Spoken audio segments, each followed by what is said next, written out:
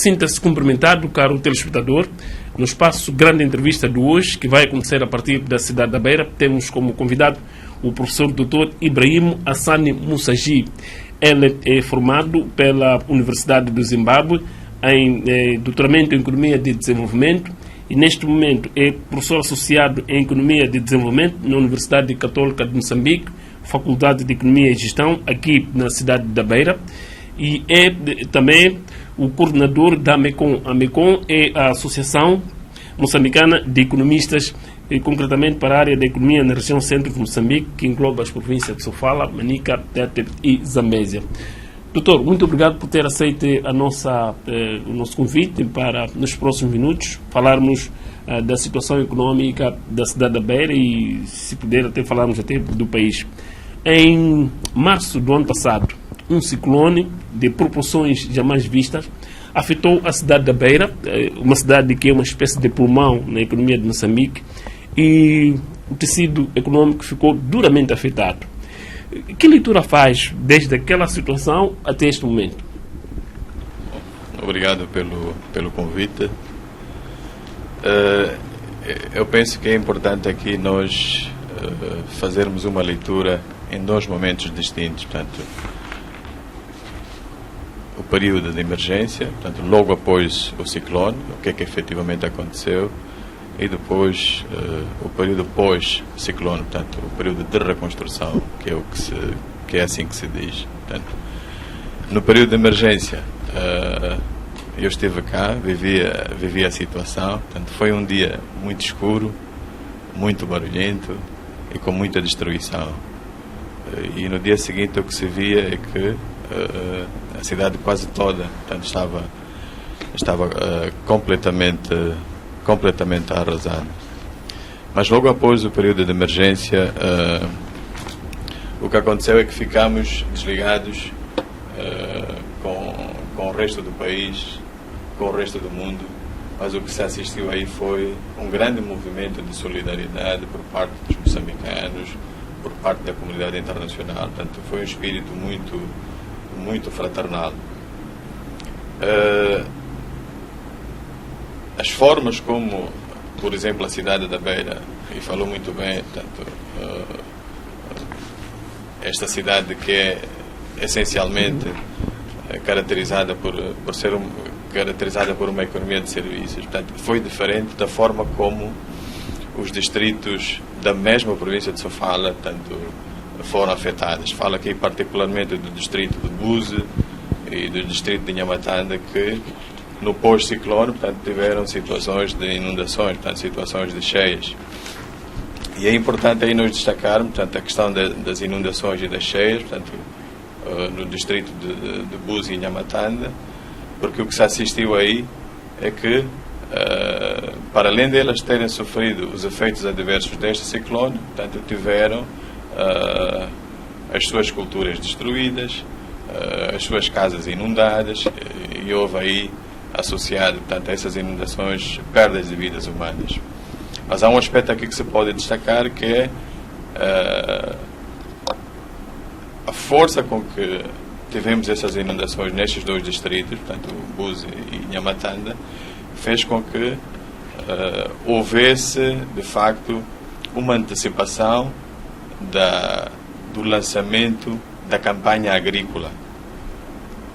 O lançamento da campanha agrícola significou, portanto, aquilo que estava previsto se fazer em outubro ou em setembro, no final do ano, teve que se fazer, portanto, em março, abril, para garantir que estas populações assegurassem a sua segurança alimentar, portanto, tivessem a sua produção agrícola e não fizessem movimentos, portanto, a outras zonas.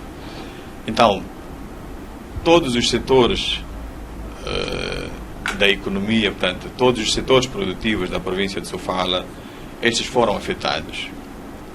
E aqui falamos, portanto, da agricultura, o comércio, o empresariado, a indústria hoteleira, o setor da educação, quer seja privado ou público, portanto, foram severamente afetados. Portanto, o setor produtivo ficou completamente danificado, portanto, infraestruturas destruídas, os equipamentos, os estoques, portanto, a mercadoria que eventualmente se faria a comercialização ficou totalmente danificada. É importante aqui também destacar que a resposta a esta situação de emergência, portanto, que é feita normalmente pelo INGC, portanto, Instituto Nacional de Gestão de Calamidades, não vou dizer que ela foi a melhor resposta possível, mas foi a resposta adequada naquele momento, porque era algo, portanto, que chegou sobre nós de forma inesperada. Ninguém tinha a dimensão ou a noção de como é que este efeito natural haveria de ser. Mas é importante aqui destacar que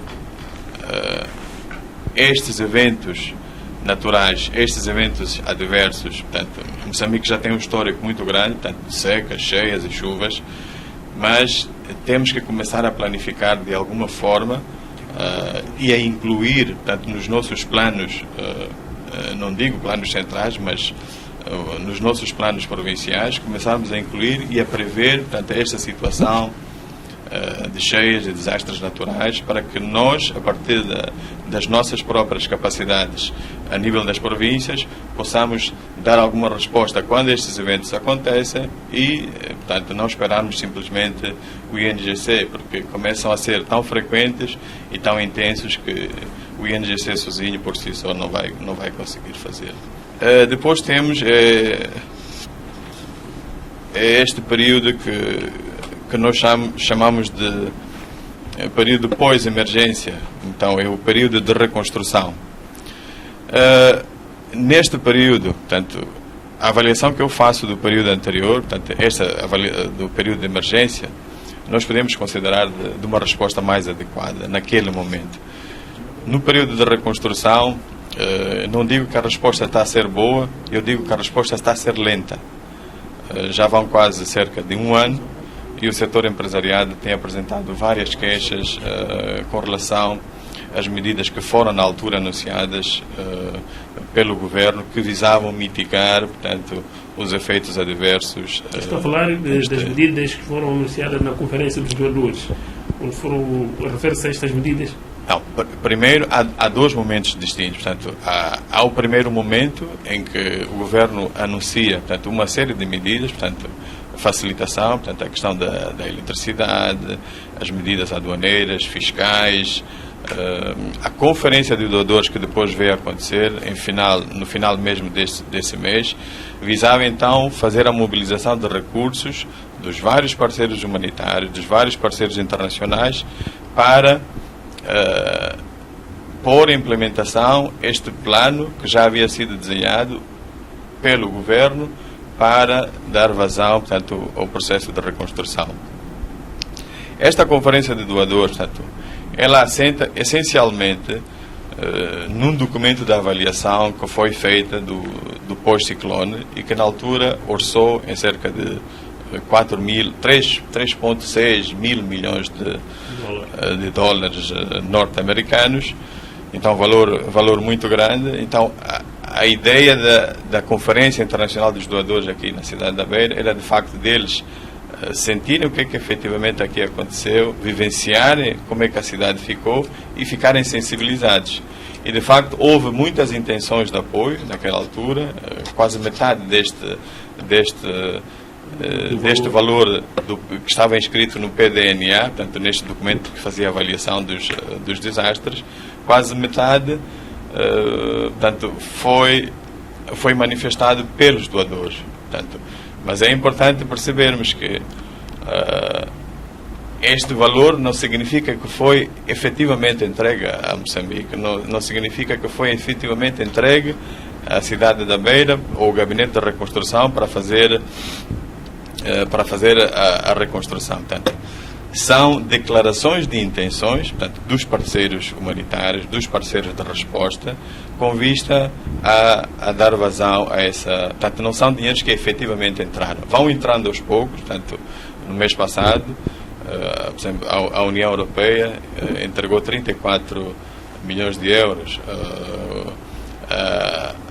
as Nações Unidas, que estão a fazer uma campanha interessante de mobilização, portanto, que prevê mobilizar 700 milhões de dólares, portanto, estão a fazer também o seu trabalho. Mas queria colocar uma questão.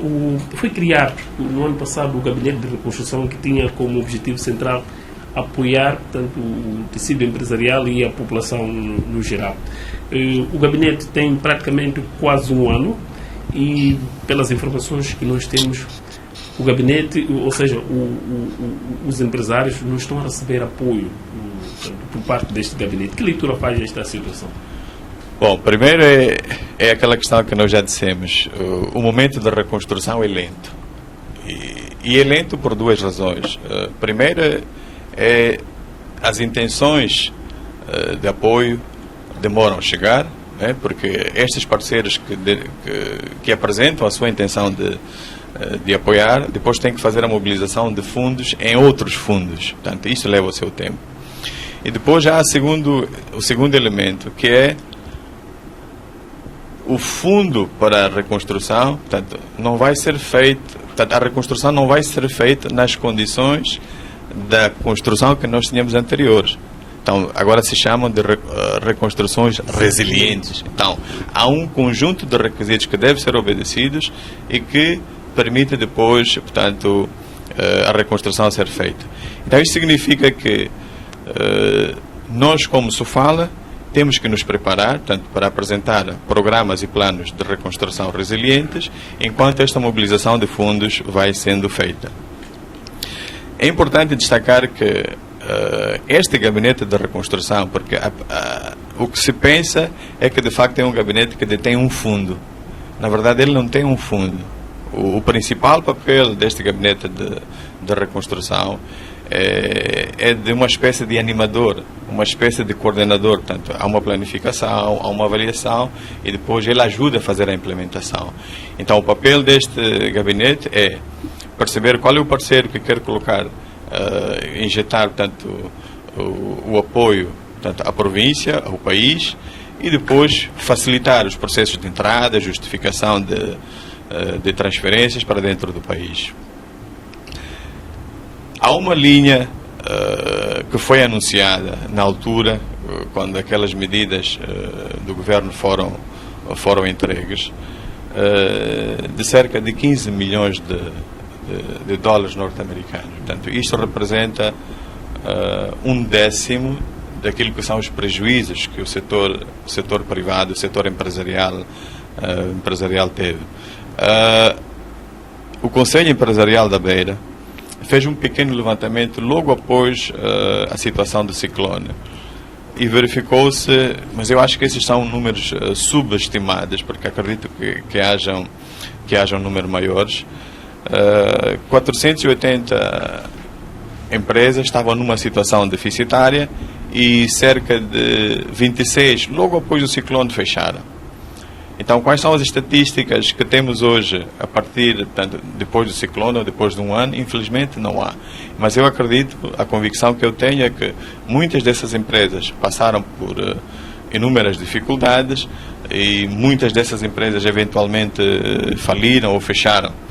Então aí é preciso, esse é o conselho que se calhar daria a estas coletividades, que é preciso que também se dotem de instrumentos, de meios que possam obter as informações em tempo real e possam ser úteis para a tomada de decisão por parte do governo.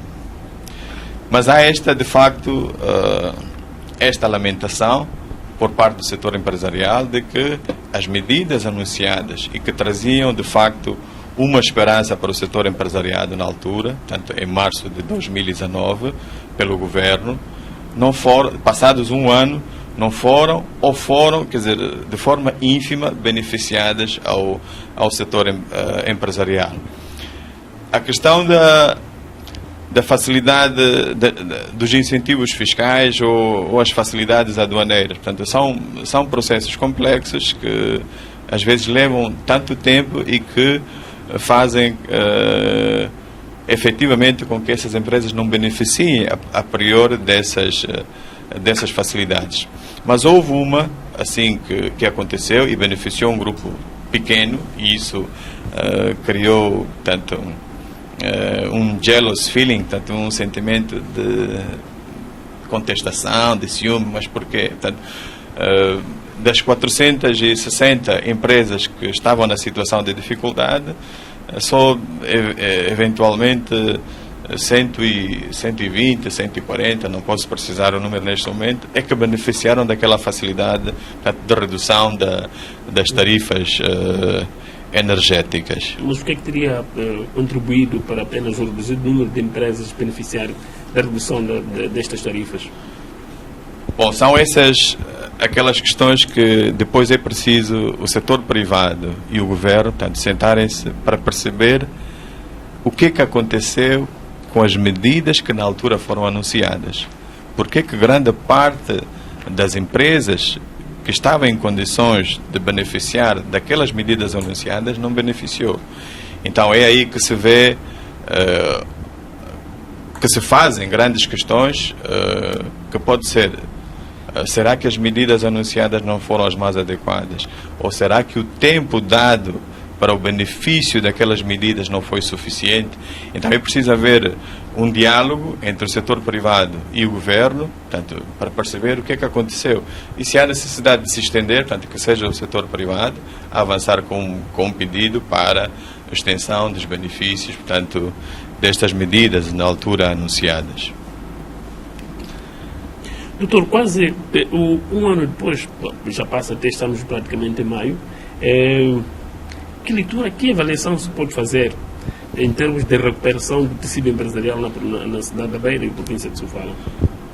Bom, é difícil falar exatamente, portanto, da percentagem ou do número de empresas que recuperou ou que está bem, porque a partir eu disse que na altura o Conselho Empresarial avançou com alguns números.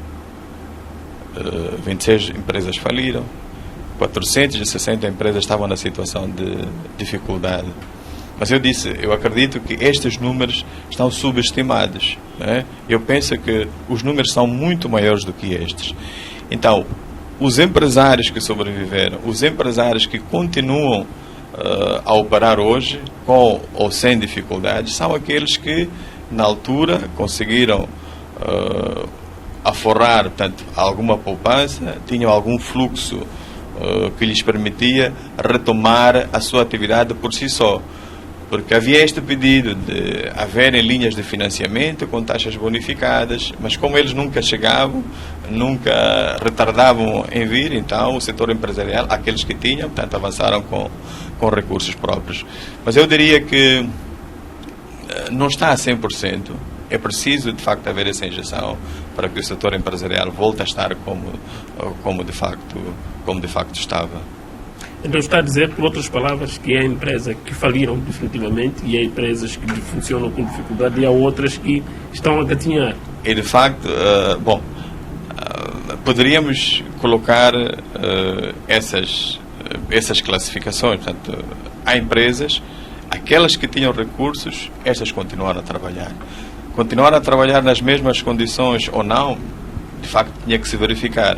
Acredito que algumas, estas mais robustas, continuaram a trabalhar com os recursos de que tinham. As outras menos robustas, eventualmente, poderiam fazer alguma reestruturação no seio da sua empresa para continuar. E as outras, as mais pequenas, ou as que coincidiram, portanto, o surgimento com aquele momento, eventualmente possam ter declarado falência. Doutor, um ano depois, quando o tecido empresarial de Sofala está ainda a tentar refazer-se dos efeitos devastadores do ciclone, em dezembro do ano passado surge uma pandemia, refiro-me à Covid-19. Em março tivemos o primeiro caso aqui em Moçambique e hoje temos quase 150 casos no país. E este fato levou a que o governo decretasse o estado de emergência e isso influenciou grandemente no funcionamento normal das empresas. Na Beira, as empresas foram apanhadas em contrapé porque ainda estavam num processo de recuperação. Vou-lhe pedir para fazer uma análise da situação no próximo minuto. Vamos observar um pequeno intervalo e voltamos daqui a pouco.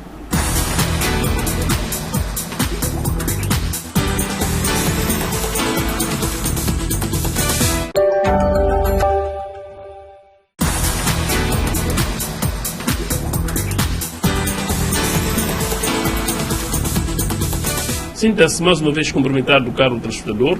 Na primeira parte falamos dos impactos do ciclone Idai no ano passado, que abateu a cidade da Beira em março do ano passado e passa quase um ano. O empresariado local ainda sente os efeitos do ciclone Idai e, infelizmente, somos afetados pela pandemia da Covid-19. Doutor, esta situação, como é que deixa as empresas da cidade da Beira? Bom, a situação da pandemia da Covid-19, ela tem dois momentos distintos. Portanto, há um momento que é referente, portanto, ao contágio da própria doença, e aí estamos a falar da segurança e da vida das pessoas, e há um outro momento que é os impactos ou os efeitos da economia, não é? Olhando para este número que o Francisco Raiva fala, portanto, olhando para este número de pessoas neste momento infectadas pelo vírus, 100 e alguma coisa, durante estes dois meses, nós percebemos que o nível de contágio ou a progressão de contágio que nós temos, ou o número de casos, o crescimento do número de casos que nós temos em Moçambique, ela obedece uma progressão aritmética neste momento. Pode eventualmente tornar-se numa progressão geométrica, mas este é o receio que nós todos temos, porque se isto acontecer, não sei o que será de nós, porque temos um serviço de saúde com muitas carências, com muitas dificuldades, e se nós tivermos este nível de contágio, o nosso setor de saúde não estará em condições de prover assistência ou serviço de saúde a toda a população. Há um estudo interessante que foi feito é uma tentativa de se estimar as perdas e os prejuízos, portanto, a nível do país, e depois podemos olhar de facto para a questão de Sofala, que é feito pela CTA, e eles fazem uma estimativa, ainda que com alguma dificuldade de se entender as previsões que ali são feitas,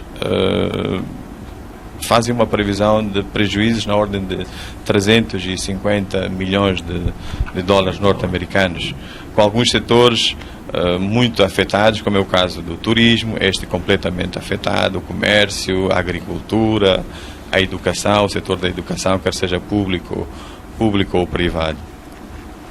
A nível da nossa cidade, e eu penso que isto é o que se está a assistir nas outras províncias do nosso país, as empresas neste momento elas têm um custo adicional.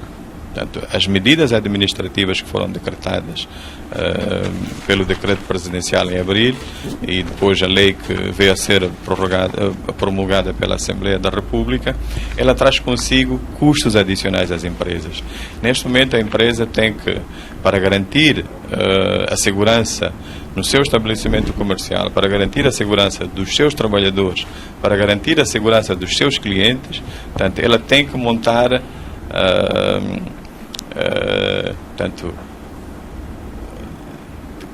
água, portanto, na sua porta de entrada, um desinfetante, as máscaras, etc. Então, isso tem custos. São custos adicionais. Portanto, algumas vezes as máscaras são descartáveis e elas têm que ser repostas diariamente. Então, são custos que não estavam previstos as empresas suportarem e que agora, neste momento, elas têm que suportar. É aí que depois vem aqueles apelos que se juntam àquilo que já havia sido feito. Por que não? E agora até começam a surgir algumas medidas interessantes e eu acho que o caminho é esse. Portanto, a redução do custo da água, porque a água agora está a ser gasta com maior frequência por parte de todos nós. Portanto, temos que lavar com maior frequência as mãos. Cada um destes setores sofre os efeitos da pandemia de forma diferente. Há umas que sofrem porque agora a procura do seu produto está restringida, portanto não conseguem fazer com a mesma flexibilidade que faziam a exportação de bens e serviços para fora, mas há outras que por imposição daquele decreto presencial, portanto, vê o seu negócio fechado. Portanto, falo, por exemplo, dos estabelecimentos de ensino particular, ensino privado, que até têm promovido grandes debates nas redes sociais. Portanto, paga, não paga, o que é que paga? Não vamos fazer esse debate aqui. A indústria hoteleira que vê, portanto, o fluxo de turistas impedidos, portanto, não só pela existência deste vírus, mas também pelo banimento dos voos internacionais de ir para Moçambique. Então, os efeitos são, neste momento, inúmeros. Alguns setores que funcionam vão funcionando com a sua precariedade. Os que não funcionam, portanto, vão tentando manter a sua mão de obra, porque a grande dificuldade é esta. Portanto, os custos vão crescendo e eles vão tentando manter a sua mão de obra. Portanto, há este dispositivo que lhes permite, se for o caso, portanto, a suspensão de contratos e depois, eventualmente, depois de 3 meses, a lei de trabalho assim o prevê, portanto, a rescisão dos contratos. Oxalá a gente não chegue nesse momento, porque isso depois cria um dano social muito grande às pessoas que perdem os seus empregos. Olhando para a situação social e econômica do nosso país, acha que as medidas adotadas pelo governo neste momento são as ideais? Bom, eu diria que são adequadas neste momento. Se olharmos aquilo que foi feito nos outros países, dependendo do nível de poupança que cada país tem, portanto, há países que lançaram fundos, portanto, de apoio direto ao setor empresarial, ou às pequenas e médias empresas, ou à economia, portanto, enormes, em que as empresas podem recorrer a esse fundo e elas beneficiam e sentem-se mais confortáveis e conseguem atravessar, portanto, a crise com maior facilidade.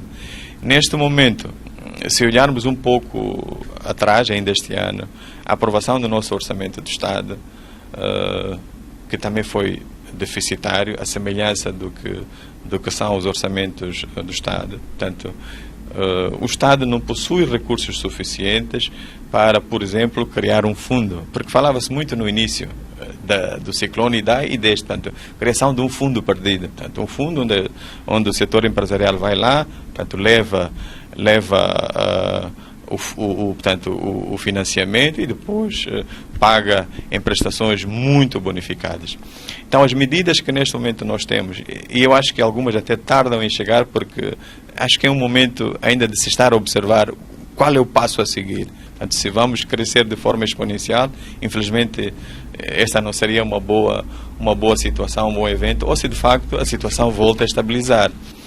Mas há 2 movimentos que acontecem, portanto, da autoridade fiscal e da autoridade monetária. Portanto, eu falo aqui de algumas medidas de incentivo fiscal, portanto, aconteceram também na altura com o ciclone Idai, portanto, este pagamento por conta, este pagamento diferido, e aí é importante que o setor empresarial perceba que não é o perdão da dívida, é um diferimento do pagamento, portanto, você vai pagar a mesma dívida no final do ano. Há essa possibilidade de pagar em prestações, mas muitos dos empresários às vezes não fazem isso e no final têm que pagar todo o valor. Portanto, esta é uma facilidade que existe. Então, isto é uma coisa. E depois há estas facilidades fiscais, facilidades aduaneiras, que permitem o fluxo de importações, portanto, continuar e nós consigamos ter o abastecimento de bens e serviços de que precisamos, portanto, os de primeira necessidade. Esse apelo foi feito também pela Organização Mundial do Comércio, portanto, que não houvesse esta barreira, portanto, nas transações comerciais essenciais para se garantir, portanto, o padrão de vida das populações em todo o mundo. A linha de financiamento, sem dúvida alguma, é importante. E eu penso que o empresariado o que quer é mesmo isso, uma linha de financiamento com taxas de juros bonificadas. Parece que está a vir aí essa linha de financiamento. O Banco de Moçambique há um mês atrás anunciou, portanto, o Conselho de Administração anunciou medidas de política monetária que visavam, de facto, injetar a economia com cerca de 500 milhões de dólares. Infelizmente, ainda não é claro para os bancos, portanto, como é que estes 500 milhões de dólares vão funcionar. Foi anunciada a medida, os termos, portanto, do financiamento não foram divulgados na altura, não havia clarificação. Agora começam a haver algumas clarificações, não são suficientes. É preciso aí perceber-se, e é isso que a banca quer, portanto, perceber qual é o custo do dinheiro neste momento que a banca vai levar, que vai tomar de empréstimo ao Banco Central, para depois repassar isto à economia. Mas este movimento só vai acontecer se a banca comercial sentir que há um incentivo de ir buscar esta linha de financiamento que é dedicada às pequenas e médias empresas, fluxos de importação. Se esta linha lhes incentivar, portanto, se eles têm um spread, se eles podem ganhar um pouco mais, então eles vão buscar. Mas se o custo de dinheiro for muito alto, então dificilmente a banca comercial vai buscar esse dinheiro e dificilmente o mercado vai ter, portanto, vai ser repassado este financiamento. O setor de saúde tem estado sempre a dizer, se as medidas de prevenção não forem levadas a sério no país, corremos o risco dos números crescerem de forma geométrica, e isto pode levar a que o país dê um passo para o nível 4. Acha que Moçambique está em condições para chegar a este nível? Como é que a economia será suportada? Bom, eu espero que a gente não chegue até lá, porque isso seria de facto um caos antes do caos que se prevê que efetivamente seja. E digo isto porque a maior parte da população que nós temos, ela está no setor informal. 75% da população está no setor informal e tem que diariamente levantar-se, portanto, para fazer o seu negócio. Há pessoas que estão no seu setor informal que neste momento vê também o fluxo, o movimento do seu negócio baixar. Por exemplo, existiam aquelas mamás que vendiam badias em locais de aglomeração, portanto, entradas das instituições de ensino de educação superior. Portanto, essas mamás neste momento, você vai aos locais, você não as encontra. Mas há pessoas que continuam e têm esta possibilidade. Portanto, falo dos mercados agrícolas, os mercados informais que nós temos cá na cidade. Portanto, grande parte das pessoas vive no seu dia a dia, portanto, olhando para esta atividade que ele deve gerar o seu rendimento no final do dia. O nível 4, portanto, eu penso que seria um caso extremo. Não acredito que esta medida vá ser tomada, porque assiste-se um conjunto de medidas que foram tomadas ou anunciadas, assiste-se um conjunto de evolução da implementação dessas medidas que foram tomadas e, portanto, acredito que este nível de contágio não vai ser aquele que se está a dizer. Eu defendo que a política monetária, esta que está a ser anunciada e que precisa desta clarificação, ela pode ser efetiva a curto prazo. A médio prazo, ela até nos pode criar um outro problema, que é o problema da subida generalizada dos preços, portanto, uma inflação. Então, eu penso que há este cuidado por parte da autoridade monetária, portanto, do Banco de Moçambique, não injetar tanto dinheiro para depois nós criarmos um outro problema que vamos depois precisar de estabilizar o nível geral de preços que está a cerca de 1 dígito. Eu defendo que a medida mais abrangente, ou a política econômica mais abrangente neste momento, e para países que também padecem do mesmo problema desta pandemia, seriam medidas de política fiscal, né? Incentivo fiscal. Mas há dificuldade, portanto, nós dissemos aqui que o Orçamento do Estado de que falamos e que foi aprovado este ano, para este novo ciclo de governação, é um orçamento deficitário, à semelhança de muitos outros países subdesenvolvidos. E é por isso que o conjunto de alternativas existentes para estes Estados, para estes governos que apresentam seus orçamentos deficitários, no lado fiscal, portanto, se acontecerem, são temporários.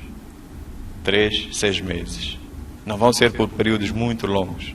Então, há esta dificuldade destes governos proverem ou terem recursos suficientes para criarem fundos em que este setor empresarial vai buscar. É por isso que o mais fácil neste momento é entregar esta responsabilidade à banca e depois a banca faz o repasse ao setor privado, a taxas de juros. Portanto, essa é que é a discussão neste momento, qual vai ser a taxa de juros. Portanto, o setor privado clama por uma taxa de juros de 8% a 10%, mas a economia, portanto, o setor financeiro, neste momento, se vamos buscar lá um empréstimo, temos taxas de juros, portanto, superiores a estas. Falou de incentivos fiscais. Podia trocar em 500. Como é que seriam, portanto, estes incentivos? Bom, os incentivos fiscais existiriam várias formas.